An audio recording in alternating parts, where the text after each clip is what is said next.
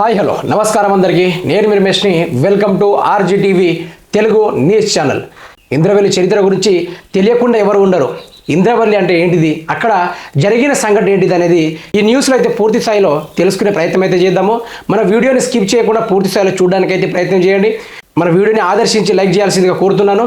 మరి ప్రధాన ఉద్దేశంలోకి వెళ్ళిపోతే, ఇంద్రవెల్లిలో ఆదివాసులు తమ హక్కుల కోసం పోరాడినప్పుడు ఇదే కాంగ్రెస్ ప్రభుత్వం ఉండి దగ్గరుండి మరి స్పెషల్ ఫోర్సెస్ని పెట్టించి చాలామంది గిరిపుత్రులను అయితే బుల్లెట్లతోటి కాల్చి చంపేయడం జరిగింది. చాలామంది వారు ఆ గాయాలను ఇప్పటిదాకా గుండెల మీద మోసుకుంటూనే ఉన్నారు. ఇప్పుడు అదే కాంగ్రెస్ ప్రభుత్వం వెళ్ళి ఈరోజు ఎంపీ ఎలక్షన్లో గెలవడానికి నాగోబా జాతర కాడ గొప్ప సంత పెట్టాడు మన రేవంత్ రెడ్డి. దాని మీటింగ్ అనుకోవద్దు, సభ అనుకోవద్దు, సంత మాత్రం పెట్టాడు రేవంత్ రెడ్డి. ఆ సంతలో ఏం చెప్పాడంటే, ఈసారి బీఆర్ఎస్ పార్టీని బొందబెట్టేది పక్క, నా పార్టీని ఎవడు ముట్టుకుంటాడో చూస్తా అన్నట్టుగా ఈయన మాట్లాడిండు. ఇక్కడ ప్రజలకైతే ఎంపీ ఎలక్షన్లో మాకే సీట్ వేయండి అన్నట్టుగా మాట్లాడడం జరిగింది. మరి మనం ఆ టాపిక్లోకి వెళ్ళిపోతే, హంతకుడే సంతాన సభ పెట్టాడట. ఒక నక్క ప్రమాణ స్వీకారం చేసిందట. ఇంకెవరిని వంచనని ఒక పులి పశ్చాత్తాపంతో ప్రకటించిందట. తోటి జంతువుల్ని సహకరించేందుకు అని అప్పుడెప్పుడో అలిశెట్టి ప్రభాకర్ తన అక్షరాయుధాలు సాధించారు. ఇప్పుడు జరుగుతున్న పరిణామాలు అలాగే ఉన్నాయి. ఒకనాడు అడవి బిడ్డలపై బుల్లెట్ల వర్షం కురిపించిన పార్టీ ఇప్పుడు అదే బిడ్డలకు అండగా ఉన్నామని చెప్పుకునేందుకు శతవిధాల ప్రయత్నం చేస్తుంది.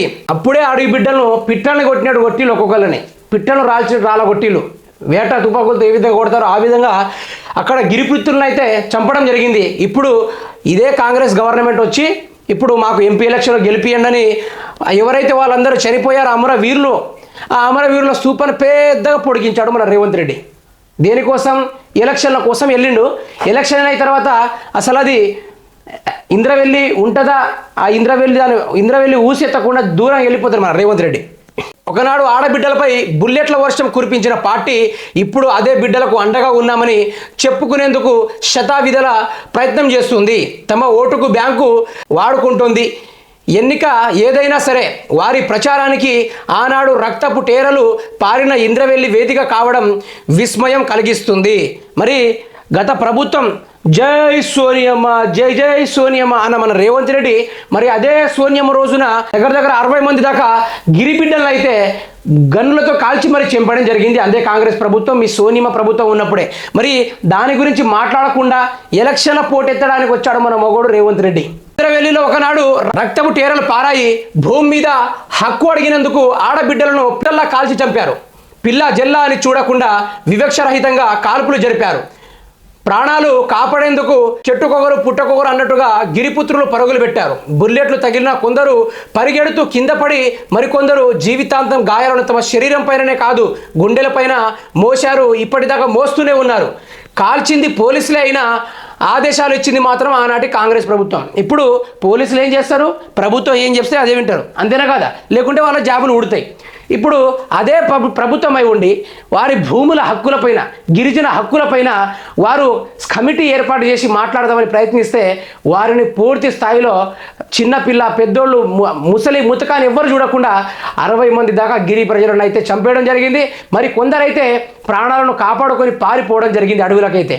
మరి ఆ రోజు అంత ఉన్మాదానికి దాకా తీర్చిన ఈ ప్రభుత్వము ఇదే రోజు వచ్చి సోనియమ్మ గాంధీ గురించి ఆనాడు జరిగిన ఇంద్రవెల్లిలో మారణ హోమాల గురించి ఈరోజు మాట్లాడిన రేవంత్ రెడ్డి ఇప్పుడైతే పొలిటికల్ రంగంగా వచ్చి పెద్ద స్తూపం దింపుతున్నాడు. 1981 ఏప్రిల్ 20న ఆదిలాబాద్ జిల్లా ఉట్నూరు అటవీ ప్రాంతాల్లోనికి ఇంద్రవెల్లిలో గోండులపై మరణకాండ జరిగింది. సంత జరుగుతుండటంతో పెద్ద సంఖ్యలో ఆదివాసులు సరుకులు కొనుగోలు చేసేందుకు వచ్చారు. ఆదివాసుల హక్కుల కోసం అదే రోజు సభ నిర్వహించేందుకు గిరిజన రైతు కూలీ సంఘం బహిరంగ సభకు పిలుపునిచ్చింది. సభకు మొదట అనుమతించిన పోలీసులు చివరి క్షణంలో రద్దు చేశారు. అప్పటికే వేలాదిగా ఆడబిడ్డలు ఇంద్రవెల్లిలో చేరుకున్నారు.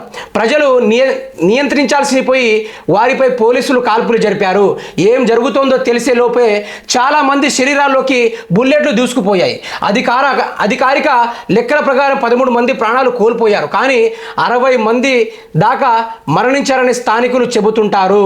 ఇక ఆ గవర్నమెంట్ అధికారంగా చూసుకుంటే జస్ట్ ఫైరింగ్లో 13 మంది చచ్చిపోయారు, కానీ ఇక మిగతా వారికి అయితే ఏం కాలేదన్నట్టుగా ఈ అధికార రంగం కాంగ్రెస్ పార్టీ ఆ రోజు ఈ విధంగా ప్రస్తావించుకుంది. మరి అసలు ముచ్చట చూసుకుంటే మాత్రము 60 మంది దాకా మరణించారట ఆ గిరిజన ప్రజల యొక్క మాటలు బట్టి చూస్తే.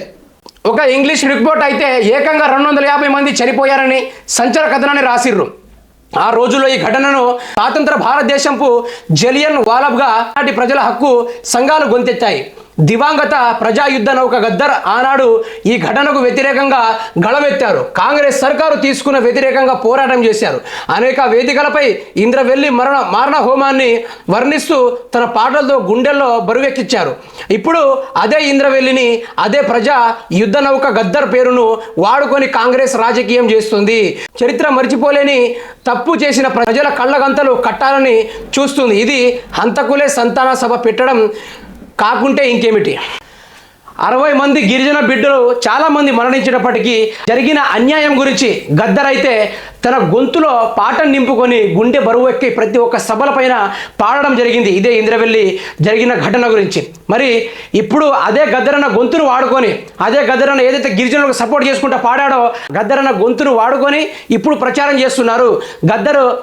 గద్దర్ విగ్రహాన్ని స్థాపించడము, గద్దర్ అవార్డు ప్రకటించడము, ఇలాంటి ఎందుకు చేస్తున్నాడు?